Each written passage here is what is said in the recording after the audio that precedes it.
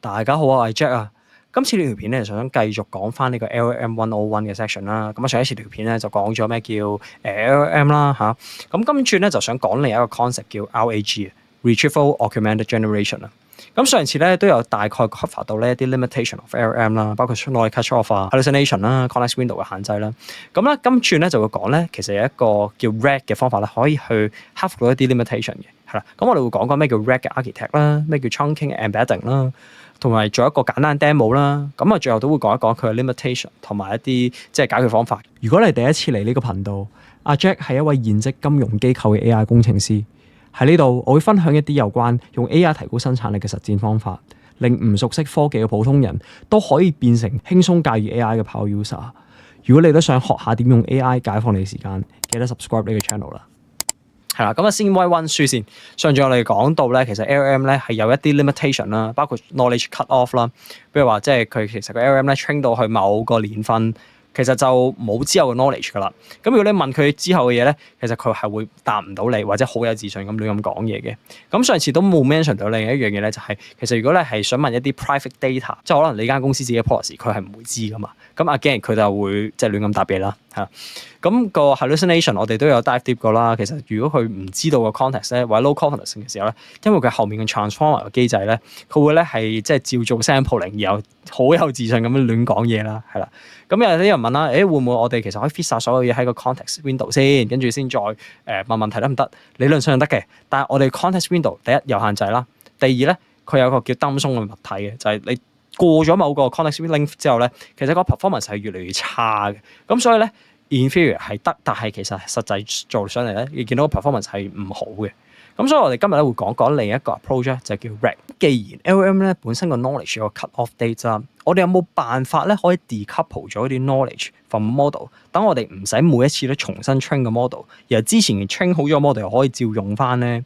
咁呢樣嘢咧就係 RAG 嘗試想解決嘅問題啦。我哋望一望咧呢個 RAG 嘅 architect 嘅 diagram 啦，咁你大概見到啦，我哋右邊呢邊咧就係 user 啦 ，user 入 query 啦，咁啊下面呢個就係嗰個 LLM 嘅 model 啦，上面多咗一嚿嘢咧叫 factor database 嘅，係啦，咁呢度做嘅呢嘢咧其實好簡單嘅，咁我哋 step one 咧喺我哋未入 prompt 之前，我哋會做一個處理一個 external 嘅 factor database 點樣起嘅咧，係啦，我哋會首先將一啲我哋想要嘅 knowledge 啦、document 啊等等嘅嘢咧，咁咧會將佢斬件嘅。斬件叫 chunking 呢個動作係啦，我哋斬完件咧，會將佢擺入一個叫 embedding model 物體，然後咧會將呢啲句子咧一段段句子變咗做數字，一啲 factor 咁樣啦，然後擺喺呢個 factor database。咁每一次有 query 入嚟咧，即係你個 prompt 入嚟嘅時候咧，佢咧唔係直接去個 LLM 度嘅，佢會先去咧呢個 factor database 度咧抄，將睇下你個 query 咧同呢個 factor database 入面現成嘅句子咧有邊啲係最接近嘅。佢揾咗啲最接近，即係佢語義最接近啊！語義最接近嘅句子咧，佢攞咗翻嚟嘅，咧，佢會連埋你嗰個原生嗰個 system prompt 咧，射落去個 LLM，叫佢根據呢啲 context 去做作答，然後翻個 result 翻嚟。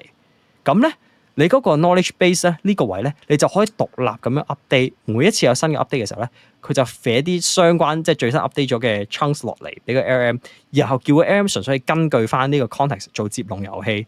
然後俾翻個回收你，其實個原理就係咁簡單嘅啫。咁我哋睇真啲啦，究竟個 chunking 同埋 embedding 係做緊啲乜嘢咧？嗱，好似話呢度我哋做一個例子，我當 upload 咗一個 SOP 啦，一個公司 SOP 啦，個 document 咧就會先講我哋啱啱講佢叫 chunking 嘅動作啦，就係將佢斬句子。好似呢度咧斬一個句子就叫 employees must report suspicious activity within 24 hours 咁樣啦。咁呢個句子咧就喺呢邊咧就會經過一個叫 embedding 嘅 model。embedding model 做緊嘅嘢咧就係將呢個 text嘅字咧變做一堆數字，一堆數字係類似咁樣嘅，一堆 factor 嘅數字啦嚇。然後咧佢擺完呢啲 factor 數字咧，就要擺去呢個 factor database 入面。咁呢個係你當係一個高維度嘅世界，係去記錄翻呢個 document 同埋佢嗰個 embedding 嘅字喺入面啦，係啦。咁當一個 user 問問題嘅時候，佢問：when should staff report suspicious money laundering 嘅行為咁樣洗黑錢咁啦？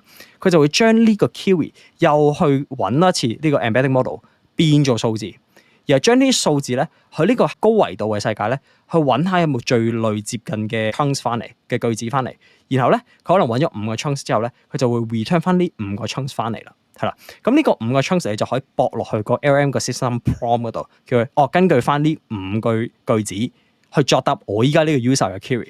咁有啲觀眾可能好奇啦，點解咁神奇嘅啲數字就可以揾到類近嘅 chunks 翻嚟？點解會咁咧？嗱，呢個課好奇嘅人睇嘅啫，係啦。咁舉個例子啦，我哋當有4個字，4個英文字 man、woman、king 同 queen。其實呢個 embedding 係做緊啲咩咧？你當每一個 column 嘅數字咧係代表緊一個 feature。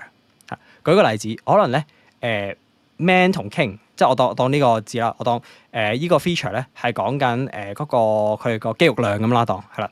咁 man 同 king 可能男人就肌肉量多過女人，咁佢咧個數字可能大啲，可能0.8咁樣啦。個 woman 就可能同 queen 就0.5咁樣啦。咁另一個咧 feature 就係講可能佢哋嘅 wealth 咁樣啦。係咁 king 同 queen 咧就多啲錢，咁可能就0.8、0.9。而 woman 同 man 就可能普通啲，就0.3咁啦。其實每一個獨立嘅 feature 咧，去代表緊呢個字嘅語意啊。係咁，你當佢有一個套 embedding 嘅 model 咧，其實就係可能有1000幾個 feature 做緊呢件事啦。係啦，然後咧佢咧就用呢樣嘢去表達翻呢個字 man 嘅嗰個factor 嗰個 space 喺邊個位置啊。係咁，你會見到一個好得意現象咧，就係咧，如果我哋撲翻嗰個 2D 嘅世界咧 ，man 同 woman 咧嗰個 semantic 嘅距離咧，同 king 同 queen 咧個 semantic 嘅距離咧，其實好類近嘅，你就會出現一個好得意嘅性質啦。如果我將 kings 嘅 factor 減 queens 嘅 factor 咧，其實會差唔多等於 man 減 woman 嘅。即係如果我唔知道 queen 嗰個 factor 嗰個 space 喺邊咧，我將 kings 減咗 man 再加翻 woman 咧，其實就會揾到 queen 嗰個 factor 嗰個 space 喺邊。嗱，呢度大概個 meaning 係咁樣，但係用呢個咁簡單嘅原理咧，其實就可以揾到嗰個 semantic meaning。唔明嘅朋友唔緊要嘅，但係即係呢個課大家知嘅啫，呢個課興趣知嘅啫，唔影響大家去學嘅。咁有咗啱啱講嗰件事啦，我哋可以咧將所有嘅 knowledge 啊 documents 放咗去個 factor database 之後咧，我哋就有 query 啦，可以經 embedding model 揾翻最接近嘅 chunks 翻嚟，然後咧 chunks 加埋我哋本身嘅 query 咧，就可以 as 一個 prompt pass 去 LLM 揾佢 generate 嗰個 response 出嚟。其實呢個就係咁簡單嘅啫，個 RAG 嘅 architect。咁呢度咧就同大家做另一個 demo 去睇一睇實際係點樣玩啦。嗱，咁我用緊呢個 platform 咧叫 Divi 啦。咁我下一條片咧就會同大家落手落腳再做一次。咁但係呢條片想俾大家感受下 under the hood 係點樣啦。咁我呢度 upload 咗一份 document 就係講Wikipedia 講留意更新大行動咁樣啦嚇。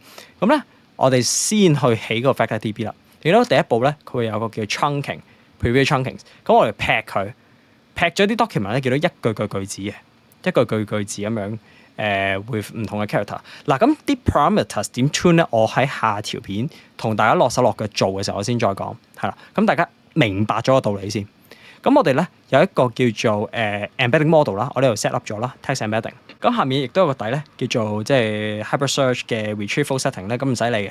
咁我哋先 save 咗先。佢就會幫我哋去做個 embedding 啦，咁我哋擺落去個 FactorDB 度，擺咗去 FactorDB 度咧，我呢度有個做好咗啦。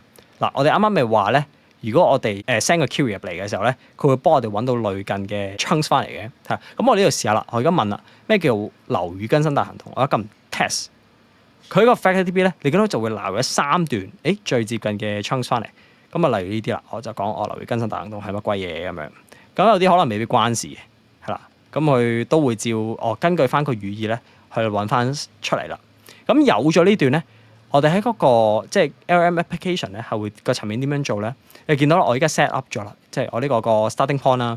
咁我中間夾咗一個 knowledge retrieval，跟住我個 system prompt 咧就會叫啦 answer user question based on the below context in Cantonese。咁就係攝翻我呢個 knowledge retrieval 翻嚟嘅 context 喺度。然後下面夾翻個 user query，實際問個問題，我問佢乜嘢叫樓宇更新大行動啦。咁你見到咧，佢就會先喺個 knowledge base 度撈啲 data，再喺個 LLM 度咧，即係 feed 翻落去 as 一個 system prompt，然後再根據翻個 user query 咧，去答翻我嘅問題啦。你見到由樓宇更新大行動就係呢樣嘢啦，咁樣係。咁我哋可以睇翻咧個 breakdown 添嘅，左邊睇啦 last run 啦，係。你見到咧 context 咧就係啱啱咧我哋 retrieve 翻嚟嗰啲 chunks 啊，個 knowledge factor database 翻嚟嘅 chunks， 然後咧佢就會set 個 system prompt pass 落去 answer user question based on the Cantonese 咁樣啦 context， 攞翻啲 chunks 落嚟，然後咧呢個就係我下面 user query， 咁就咧可以 dynamically 咧咁樣 update 呢個 VectorDB，然後咧亦都可以答到啲我需要即係一啲需要嘅 perfect knowledge 啦，然後就唔需要重新 train 個 data。呢個就係 RAG 佢嗰個 powerful 嘅地方啦。好啦，咁咧呢個就係 RAG 佢嗰個 strength 嘅地方啦，即係佢係可以 dynamically 咁樣 update 你嘅 knowledge 啦，亦都可以 fit 你自己 private knowledge 落去啦，隨時。咁亦都係一個低啲嘅成本啦，你唔需要重新 train 個 model。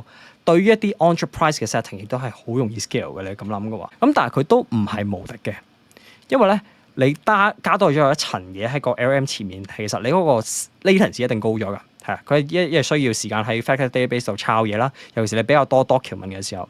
係啦，第二啦，你嗰個 knowledge quality 其實 depends on 你嗰個 retrieval 嗰個 accuracy 啊嘛。如果你攞翻嚟嘅嘢咧唔 relevant 啦 ，generation 嗰個 performance 都唔會輕低喺邊嘅。